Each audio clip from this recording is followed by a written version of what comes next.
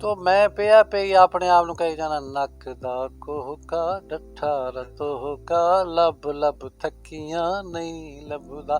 ये खान के साथ कैसे जुड़ गया, इमरान खान साहब के साथ कैसे? ਤੇ ਮੈਨੂੰ ਕਹਿੰਦਾ ਕੋਈ ਅਸਤਾਈ ਕੋਈ ਅੰਤਰਾ ਕੋਈ ਮੁਖੜਾ ਤੇ ਮਲਕੂ ਸਾਹਿਬ ਵੀ ਨਾਲ ਹੀ ਪਿੱਛੇ ਸਟੂਡੀਓ 'ਚ ਬੈਠੇ ਸੀ ਸਾਰੇ। ਮੈਂ ਕਿਹਾ ਬੇਟਾ ਮੇਰੇ ਮੁਖੜੇ ਕਿਸੇ ਤੇ ਕਾਬੂ ਤੁਹਾਡੇ ਆਂਦੇ नहीं, ਤੁਹਾਡੀ ਜ਼ਬਾਨ हो रहे मेरी जबान हो रहे। पूरी दुनिया के अंदर आपके गीत की वजह से मशहूर हो गया है, उसके बाद आपसे रब्ता किया है? फिर क्यों है को नवाज शरीफ के लिए भी गा रहे हैं? अच्छा वैसे ये बताएं कि ये नक तक कोका किसका गुम हुआ था जिस पे आपने ये सारा लिख डाला है? डिजिटल पाकिस्तान की वीडियोस देखने के लिए हमारा चैनल सब्सक्राइब कीजिए और बेल आइकॉन को प्रेस कीजिए ताकि आप हर वीडियो से बाखबर रह सकें। अस्सलाम वालेकुम नाज़रीन, आपका मेज़बान अलीम जी चौधरी आपकी खिदमत पे हाजिर है और आप देख रहे हैं डिजिटल पाकिस्तान।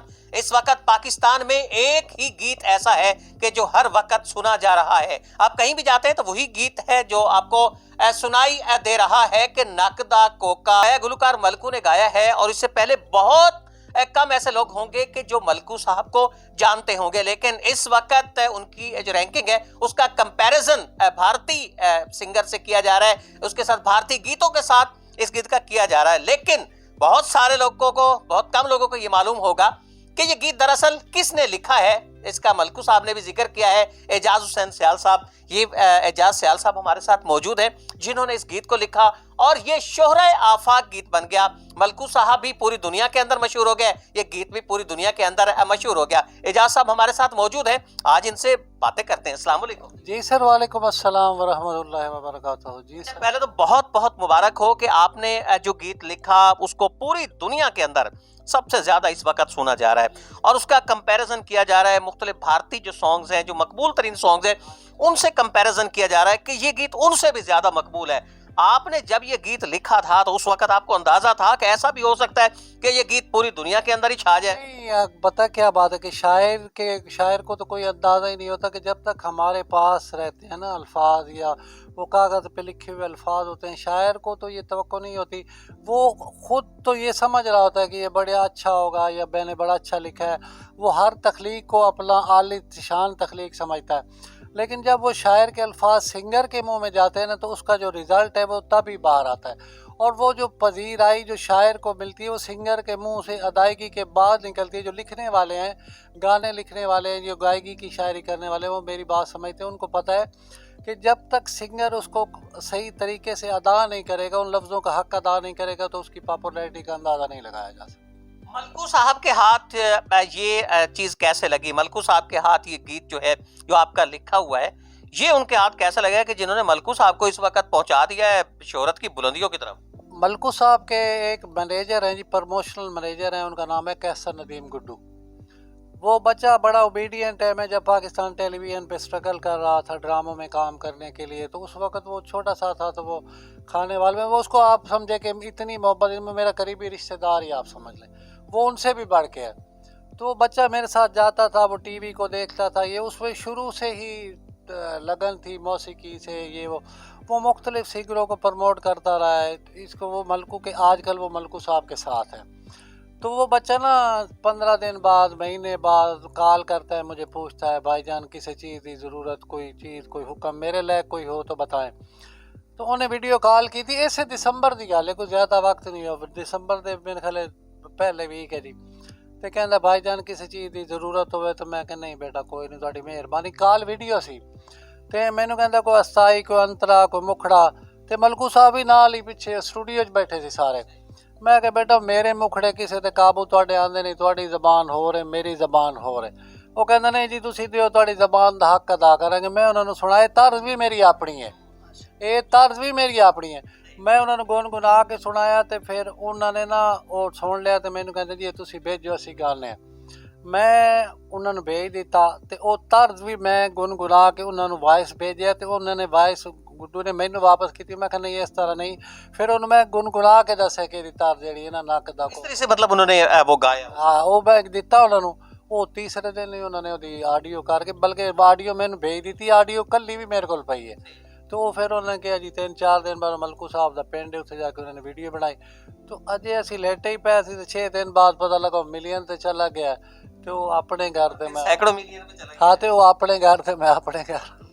अच्छा वैसे ये बता ਯਾਰ ਉਹ ਗੱਲ ਹੈ ਕਿ ਹੁਣ ਮੇਰੇ ਬੱਚੇ ਵੀ ਜਵਾਨ ਨੇ, ਹੁਣ ਮੈਨੂੰ ਤੁਸੀਂ ਘਰੋਂ ਕਢਵਾਉਣ ਦਾ ਤੁਹਾਡਾ ਇਹ ਹੁਣ ਮੇਰੇ ਨਾਲ ਇਹ ਪਿਛਲੇ ਪਾਰੇ ਜ਼ਿਆਦਤੀ ਤੁਸੀਂ ਨਾ ਕਰੋ। आखिर कोई ना कोई राज तो होगा ना, आपने ऐसे तो नहीं लिखा। ਉਹ ਮੈਂ ਤੁਹਾਨੂੰ ਦੱਸਿਆ ਵੀ ਉਹ ਹੈ ਸੀ, ਉਹ ਵਾਕਿਆ ਵੀ ਸੱਚਾ ਹੈ ਬਈ, ਝੂਠੇ ਤੇ ਵੈਸੇ ਵੀ ਕਹਿੰਦੇ ਨੇ ਖੁਦਾ ਦੀ ਲਾਨਤ ਹੁੰਦੀ ਹੈ। ਉਹ ਮੈਂ ਲੇਟਿਆ ਸੀ ਤੇ ਮੇਰੇ ਸਕੂਲ ਦੇ ਦੌਰ ਦੀ ਇੱਕ ਬਾਤ ਹੈ, अच्छा पुरानी बात याद। ਪੁਰਾਣੀ ਬਾਤ ਹੈ। ਤਾਂ ਸਾਡੀ ਇੱਕ ਖਾਤੂਨ ਸੀ, ਪੜੋਸਨ ਸੀ, ਉਹ ਮੇਰੇ ਤੋਂ ਉਹਦਾ ਕੱਦ ਬੜਾ ਲੰਬਾ ਸੀ, ਉਹ ਤਾਂ ਮੇਰਾ ਕੱਦ ਯਾਨੀ ਇੰਨਾ, ਹੁਣ ਤਾਂ ਮੇਰਾ ਵੈਸੇ 6 ਫੁੱਟ ਕੱਦ ਹੋਇਆ ਬਾਅਦ ਵਿੱਚ, ਲੇਕਿਨ ਉਸ ਵੇਲੇ ਉਹਦਾ ਕੱਦ ਲੰਬਾ ਸੀ। ਤੇ ਉਹ ਜੁਮੇ ਵਾਲੇ ਦਿਨ ਨਾ ਸਾਡੇ ਪਿੰਡ ਜਿੱਥੇ ਮੇਲਾ ਲੱਗਦਾ ਦਰਬਾਰ ਤੇ ਉਹ ਮੇਲੇ ਉਹਨੇ ਕਿਹਾ ਵੀ ਅਸੀਂ ਕੁਰਾਨ ਪਾਕ ਪੜ੍ਹਨ ਜਾਂਦੇ ਸੀ ਮਸਜਿਦ ਵਿੱਚ, ਤੇ ਉਹ ਮੈਂ ਵਾਪਸ ਆ ਰਿਹਾ ਤੇ ਉਹ ਮੈਨੂੰ ਕਹਿੰਦੀ ਵੀ 8 ਆਨੇ ਤੇਰੇ ਕੋਲ ਹੈ। ਉਸ ਵੇਲੇ ਮੈਂ ਮੇਰੇ ਖਿਆਲ ਪੜ੍ਹਦਾ ਹੁੰਦਾ 4th ਜਾਂ 5ਵੀਂ ਪੜ੍ਹਦਾ ਸੀ। ਮੈਂ ਆਖਿਆ ਕਿਉਂ? ਮੈਂ ਆਖਿਆ ਮੈਂ ਜੁਮੇ ਤੇ ਜਾਵਣਾ, ਤੇ ਮੈਂ ਆਖਿਆ ਤੂੰ ਆਪਣੀ ਅੰਮਾ ਕੋਲੋਂ ਲੈ। ਉਸ ਆਖਿਆ ਵੀ ਮੇਰੇ ਕੋਲੋਂ ਨਾ ਰਾਤੀ ਕੋਕਾ ਮੇਰਾ ਖੜੀ ਗਿਆ ਤੇ ਉਹ ਮੇਰੀ ਮਾਂ ਰਾਤੀ ਮੈਨੂੰ ਮਾਰਿਆ ਵੀ ਹੈ, ਤੇ ਉਹ ਜਿਹੜਾ ਨਾ ਮੈਨੂੰ ਨਹੀਂ ਦਿੰਦੀ ਤੇ ਮੈਂ ਜੁਮੇ ਤੇ ਉਹ ਮੇਰੇ ਕੋਲ ਇੱਕ 8 ਆਨੇ, ਮੈਂ ਉਹਦੇ ਨੇੜੇ ਨਹੀਂ ਹੋਇਆ। ਮੈਂ ਵੱਲਾ ਬਾ ਖੁਦਾ ਝੂਠੇ ਤੇ ਖੁਦਾ ਦੀ ਲਾਨਤ, ਤੇ ਮੈਂ ਇਸ ਹਾਲਤ ਨਾਲ ਬੈਠਾ। ਮੈਂ 8 ਆਨੇ ਜੇਬ ਚ ਕੱਢ ਕੇ ਨਾ ਦੂਰ ਉਹਦੇ ਹਲ ਸੁੱਟ ਦਿੱਤੇ। ਮੈਂ ਕਿਹਾ ਲੈ ਚੁੱਕ। कोका ले रहा है।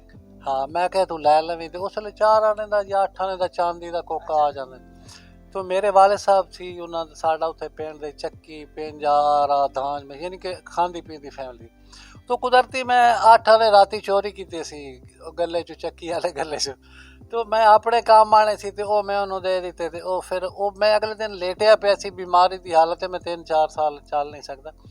तो मैंने लेटे लेटे ख्याल आया, मैं यार वंगा भी छब्बा चूड़ियां का एक मेरा गाना सी मंसूर साहब ने गाया, वो भी मिलियन ते जांदा है। फरोश ने रिशान रोखली ने मेरे को पुछ के दोबारा गाया, वो भी मिलियन तो वो भी अज इस तो भी ज़्यादा पॉपुलर होता, लेकिन उदों प्रमोशन ये चीज़ां कोई नहीं थी। मैं कि यार चूड़ियाँ भी हो गई, वंगा भी हो गई, हर चीज़ हो गई, ये कोका रह गया। तो मैं पिया पे अपने आप को कही जाना, नक दा कोका डठा रतोका लब लब थकियां नहीं लभदा। ये तर्ज भी मेरी आप। अच्छा तर्ज भी मतलब आपकी, और आपने ये मलकू साहब को उस वक्त दे दिया। ये खान के साथ कैसे जुड़ गया, इमरान खान साहब के साथ कैसे? ये पता की गल, मैं तो गैर सियासी बनना, ये मलकू साहब ने आप लाया। अच्छा ये उन्होंने दा माई है, यानी उसके बाद ये उसके साथ उन्होंने उसे। और पता की गल मेन चीज़ होंदी मुखड़ा। ਮੁਖੜਾ ਗੀਤ ਜਿਹੜਾ ਇਹਨਾਂ ਨੂੰ ਉਹਨੂੰ ਕਿਹਾ ਜਾਂਦਾ ਹੈ। ਗੀਤ ਵੇਖੋ ਜੀ, ਤੁਸੀਂ ਉਹਨਾਂ ਨੇ ਹੁਣ ਕੋਕੋ ਮੁਰਸ਼ਿਦ 2 ਵੀ ਗਾਇਆ, ਉਹਦੇ ਥੱਲੇ ਤੁਸੀਂ ਜਿੰਨੀਆਂ ਮਰਜ਼ੀ ਗੱਡੀ ਜਾਓ, ਟਾਕੀਆਂ ਲਾਏ ਜਾਓ, ਗੱਲ ਉੱਥੇ ਖਲੋਤੀ ਨੱਕ ਦਾ ਕੋਕਾ। नक दा कोका ਤੁਸੀਂ ਉਹ ਹਟਾ ਦਿਓ ਤੇ ਮਾਈ ਤਾਂ ਮਲਕੂ ਸਾਹਿਬ 20 ਸਾਲ ਤੋਂ ਗਾ रहा है। कौन से ऐसे बड़े बड़े नाम हैं गायकी की दुनिया के कि जिन्होंने आपके लिखे हुए गीत गाए? ਵੇਖੋ ਜੀ, ਮੈਨੂੰ ਇਹ एजाज़ हासिल है कि मैडम नूर जहाँ तो लैके सिर्फ मेहदी हसन का मैं नाम नहीं लै सकता, बाकी गुलाम अली ते मेरी यारी रही है हामिद अली खान नाल। मैं 10 साल बतौर प्रोग्राम असिस्टेंट PTV ते काम किया कंटैक्ट बेस ते असीं एक प्रोग्राम करते हुंदे सी खिलरे मोती, ਤੇ ਉਹਦੇ ਵਿੱਚ 6 ਗਾਣੇ ਚੱਲਦੇ ਸੀ ਹਫਤੇ, ਤੇ ਉਹਦੇ ਵਿੱਚ 2 ਗਾਣੇ ਮੇਰੇ ਹੁੰਦੇ ਸੀ। ਤੁਸੀਂ ਅੰਦਾਜ਼ਾ ਲਾ ਲਓ ਕਿ 2 ਸਾਲ ਪ੍ਰੋਗਰਾਮ ਚੱਲਿਆ ਤੇ ਪੂਰੇ ਪਾਕਿस्तान ਦੇ फोक और क्लासिकी गाने वाले सारे गुलकार से ये भुगतान। कहा जा रहा है कि मलकू साहब जो हैं इस गीत के बाद उन्हें धमकी शमकी मिली हैं, तो आप भी तो उस गीत के खालिक हैं ना, असल खालिक तो आप हैं, तो आपको कोई धमकी शमकी नहीं मिली?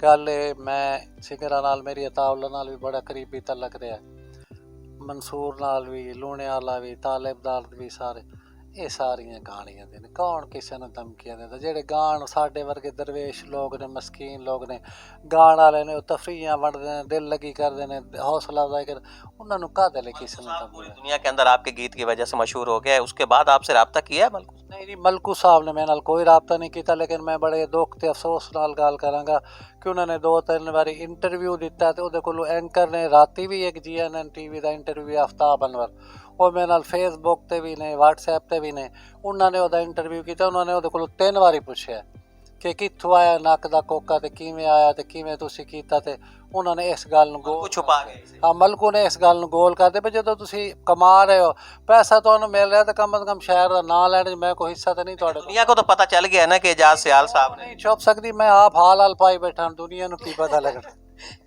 अच्छा एक मशहूर टिकटॉकर हैं इस वक्त, वो भी इनके पास आई हैं, एजाज सियाल साहब के पास, और एक बड़ा एक यूनिक इन्होंने लिखा है सॉन्ग। वो सॉन्ग भी आपके सामने आएगा, लेकिन उसे गाएंगी ये, और लगता ये है कि शायद वो इस सॉन्ग से नक दे कोके से भी बात आगे बढ़ जाए। मैं तो आपको ऑफ द रिकॉर्ड आपसे सुन चुका हूँ, हाँ जी, हाँ। तो मेरा ख्याल है कि शायद नक दे कोके से भी वो आगे निकल सकता है। ये तो जो डिपेंड करता है नीलम पे।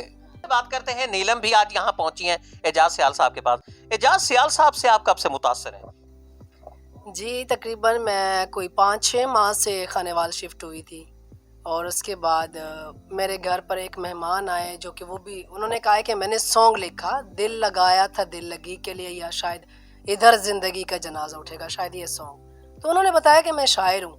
ऐसे करते करते, क्योंकि अताउल्लाह ईसा खिलवी साहब से मैं बहुत ज़्यादा लव करती हूँ, मेरी ख़ानदान पूरा लव करता है, तो मैंने एक सॉन्ग जो कि एजाज साहब के सॉन्ग लिखा हुआ सॉन्ग था, जिसके ऊपर मैंने टिकटॉक वीडियो बनाया लिप सिंग की, और मेरी सबसे पहली वीडियो टिकटॉक पर वायरल भी वही हुई, एजाज खंजर दी लोड़ का नहीं। एजाज खंजर दी लोड़ का नहीं। हाँ जी, ये सॉन्ग अब जो गीत है इस वक्त, वो शायद पता नहीं आपने सुना या नहीं सुना, लेकिन मैंने सुन लिया है, वो मैंने सुन लिया उसके जो। बिल्कुल बिल्कुल, रात मैंने सॉन्ग पढ़ा है और अभी उसी हवाले से ही मैं आई हूँ, तो यहाँ पर आप लोगों के साथ मुलाकात भी हो गई है। तो इंशाल्लाह दिल से सॉन्ग गाऊंगी, हर सॉन्ग दिल से ही गाती हूँ, अल्लाह से उम्मीद रख के ही गाती हूँ कि इंशाल्लाह इस सॉन्ग से अल्लाह ताला इज्जत देगा, शोहरत देगा। मेहनत कर रही हूँ, अल्लाह ताला ज़रूर उसका फल।